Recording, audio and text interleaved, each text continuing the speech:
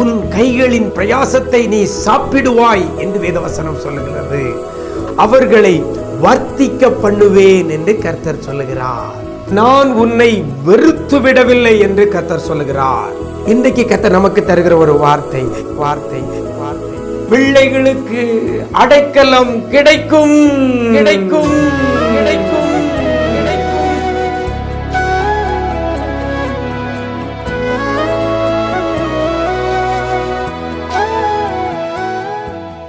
கிறிஸ்துவில் பிரியமானவர்களே, ஆண்டவரும் இரட்சகரும் இயேசு கிறிஸ்துவின் ஈடு இணையற்ற நாமத்தில் உங்களுக்கு அன்பின் வாழ்த்துக்களை தெரிவிக்கிறேன். நல்லா இருக்கிறீங்களா?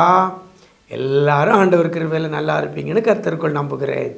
இந்த நாளிலே கூட கர்த்தர் நமக்கு தருகிற ஒரு வார்த்தை நீதிமொழிகள் 14ஆம் அதிகாரம் 26ஆம் வசனத்தில் கடைசியில் இவ்வாறாக சொல்லப்படுகிறது. அடைக்கலம் கிடைக்கும் என்று வேதவசனம் சொல்லுகிறது. அடைக்கலம் கிடைக்கும் யாருக்கு? அவன் பிள்ளைகளுக்கு அடைக்கலம் கிடைக்கும் என்று சொல்லப்படுகிறது. அடைக்கலம் என்றால் ஒரு பாதுகாப்பான ஒரு ஸ்தலம், ஒரு அமைதியான நிம்மதியான வசதிகள் நிறைந்த பாதுகாப்பான ஒரு இடம்னா அடைக்கலம்.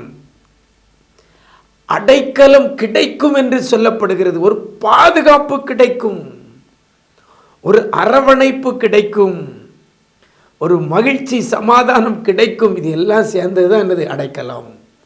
எனக்கு அருமையான தேவ ஜனமே, உடைய வாழ்க்கையில் அடைக்கலம் இல்லாமல் இருக்கிறீங்களா? பாதுகாப்பு இல்லாமல் இருக்கிறீங்களா? உங்கள் குடும்பத்தில் உள்ள பிள்ளைகளுக்கு பாதுகாப்பு இல்லாமல் இருக்குதா?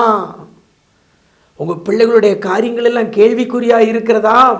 இன்னைக்கு அநேக பெற்றோர், என் பிள்ளைக்கு திருமணத்தை நடத்தி வைக்க முடியலையே, என் பிள்ளை கூட படித்த பிள்ளைகளெல்லாம் இன்னைக்கு கல்யாணம் ஆகி குழந்தைகள் இருக்கிறது, என் பிள்ளைக்கு ஒரு திருமணத்தை நடத்தி முடிக்க முடியலையேன்னு சொல்லி அநேக பெற்றோர் வேதனையோடு கூட இருக்கிறாங்க. என் பிள்ளைக்கு ஒரு வேலை வாங்கி கொடுக்க முடியலையே, என் பிள்ளைகளுக்கு ஒரு தொழிலை நான் அமைச்சு கொடுக்க முடியலையே அப்படின்னு சொல்லி நிறைய பெற்றோர்கள் கவலையோடு கண்ணீரோடு ஜெபிக்க சொல்லுகிறதை நான் கேட்டிருக்கிறேன். பாருங்க, அடைக்கலம் இல்லை பிள்ளைகளுக்கு. பிள்ளைகளுக்கு ஒரு நிரந்தரமான ஒரு காரியம் கிடைக்கல. ஆனால் வசனம் சொல்லுகிறது, எப்படி சொல்லுகிறது? அவன் பிள்ளைகளுக்கு அடைக்கலமும் கிடைக்கும் என்று வேத வசனம் சொல்லுகிறது. அடைக்கலம் கிடைக்கும் அவன் பிள்ளைகளுக்கு. அப்படின்னா உங்க பிள்ளைகளுக்கு அடைக்கலம் கிடைக்கணும், கிடைச்சிருக்கணும். கிடைக்கலன்னா ஏதோ ஒன்றில் நம்ம தவறி இருக்கிறோம் என்று தான் அர்த்தம்.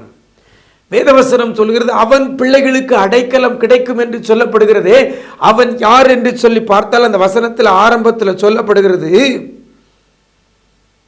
கர்த்தருக்கு பயப்படுகிறவனுக்கு திட நம்பிக்கை உண்டு, அவன் பிள்ளைகளுக்கு அடைக்கலம் கிடைக்கும். அப்படின்னா எவன் பிள்ளை? கர்த்தருக்கு பயப்படுகிறவன் பிள்ளைக்கு அடைக்கலம் கிடைக்கும் என்று வேதவசனம் சொல்லுகிறது. அப்படின்னா இன்னைக்கு நாம் ஆண்டவருக்கு பயப்படுகிற மகனாக மகளாக இல்லைன்னா நம்முடைய பிள்ளைகளுக்கு அடைக்கலம் கிடைக்காது. நம்முடைய பிள்ளைகள் அடைக்கலம் கிடைக்காமல் இருப்பதற்கு நாம் காரணமாக இருக்கக்கூடாது. வசனம் சொல்லுகிறது, அழகா சொல்லப்படுகிறது, கர்த்தருக்கு பயப்படுகிறவனுக்கு திட நம்பிக்கை உண்டு, அவன் பிள்ளைகளுக்கு அடைக்கலம் கிடைக்கும். கர்த்தருக்கு பயப்படுகிற மகனாக மகளாக இன்னைக்கு உங்களை மாற்றிக்கொள்ளுங்கள். என்னை ஆண்டவர் பார்க்கிறார், என் காரியங்களை ஆண்டவர் பார்க்கிறார். அம்மாவுக்கு தெரியாது, அப்பாவுக்கு தெரியாது, நான் தூர இடத்துல இருக்கிறேன், நான் இஷ்டப்படி நடப்பேன். கர்த்தர் பார்க்கிறார். அம்மா அப்பா பார்க்கல, கூட இருக்கிறவங்க சகோதரர்கள் சகோதரிகள் பார்க்கல. தூர இடத்துல இருந்து என்ன தவறு செய்து கொண்டிருக்கிறோம்? கர்த்தருக்கு பயப்படுகிற பயம் இருந்தால் ஆண்டவருக்கு பிரியமில்லாத காரியத்தை செய்ய மாட்டோம். நம்முடைய காரியங்கள், பேச்சு, நடை, உடை, பாவனைகள் எல்லாம் ஆண்டவருக்கு பிரியமாயிருக்கும். கர்த்தருக்கு பயப்படுற பயம் இல்லை. அதனால தான் இன்னைக்கு அநேக பாவங்களை செய்து நிம்மதியை இழந்து அடைக்கலத்தை இழந்து நாமும் காணப்படுகிறோம், நம்முடைய பிள்ளைகளும் அடைக்கலத்தை இழந்து காணப்படுகிறது. இன்னைக்கு உங்கள் பிள்ளைகளுக்கு அடைக்கலம் கிடைக்கணுமா? உங்களுக்கு அடைக்கலம் கிடைக்கணுமா? கர்த்தருக்கு பயப்படுற மகனாக மகளாக உங்களை மாற்றிக்கொள்ளுங்கள். இதுவரைக்கும் பாவம் செய்திருக்கிறீங்க, அதை ஒன்றும் செய்ய முடியாது. இப்போ ஏசப்பாட்ட மன்னிப்பு கேளுங்க. இனி நான் உமக்கு பயந்து நடப்பேன், உமக்கு பிரியமான வழியில் நடப்பேன், உமக்கு பயம் உண்மையில உள்ள பயம் எனக்குள்ள இருக்கும் பொழுது நீர் காட்டுகிற வழியில் நான் நடப்பேன் என்று உங்களை அர்ப்பணியுங்கள். அப்பொழுது உங்களுக்கு திட நம்பிக்கை உண்டு. அப்படிப்பட்ட பிள்ளைகளுக்குத்தான் அவன் பிள்ளைகளுக்கு அடைக்கலம் கிடைக்கும் என்று சொல்லப்பட்டிருக்கிறது. எனக்கு அருமையான தேவஜனமே, வாழ்க்கையை ஆண்டவருக்கு பிரியமுள்ளதாக, ஆண்டவருக்கு பயந்து வாழ்கிற வாழ்க்கையாக மாற்றிக்கொள்வோம். கர்த்தர் உங்களுக்கும் உங்கள் பிள்ளைகளுக்கும் அடைக்கலம் கிடைக்கும்படி செய்வார். அப்படிப்பட்ட கிருபையை கர்த்தர் தருவாராக. நாம் ஜெபிக்கலாமா? எங்களை நேசிக்கிற அன்பு நிறைந்த ஆண்டவரே, ஆசீர்வதிக்கப்பட்ட அந்த நல்ல நாளிலும் கூட அவன் பிள்ளைகளுக்கு அடைக்கலம் கிடைக்கும் என்று வேதவசனம் சொல்லுகிறது. அடைக்கலத்தை இழந்து, பாதுகாப்பை இழந்து, மேன்மையை இழந்து, உயர்வை இழந்து, வாழ்வாதாரத்தை இழந்திருக்கிற பிள்ளைகளை உடைய கரத்தில் கொடுக்கிறோம். கர்த்தருக்கு பயப்படுற பயம் இல்லாததுனால அடைக்கலத்தை இழந்திருக்கிற பிள்ளைகளுக்கு இன்றைக்கு நீங்கள் வேத வசனத்தின் மூலமாக நீங்கள் கற்றுக் கொடுத்திருக்கிறீங்க. உமக்கு நன்றி செலுத்துகிறோம். இப்பொழுது கூட யார் யார் உமக்கு பயந்து நடக்க தன்னை அர்ப்பணிக்கிறார்களோ, உமக்கு பிரியமான வழியில் வாழ நடக்க அர்ப்பணிக்கிறார்களோ, அப்படிப்பட்ட பிள்ளைகளுக்கு அடைக்கலத்தை என் ஆண்டவர் நீர் வைக்கிறதற்காக நன்றி செலுத்துகிறோம்.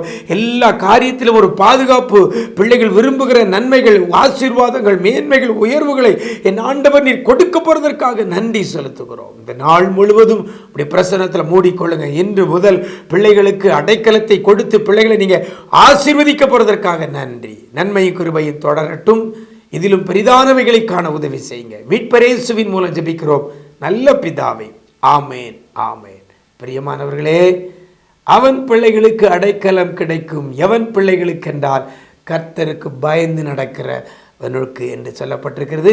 கர்த்தருக்கு பயந்து நடங்க, உங்களுக்கும் அடைக்கலம் கிடைக்கும், உங்கள் பிள்ளைகளுக்கும் சந்ததிக்கும் அடைக்கலம் கிடைக்கும்படி கர்த்தர் செய்வார். God bless you.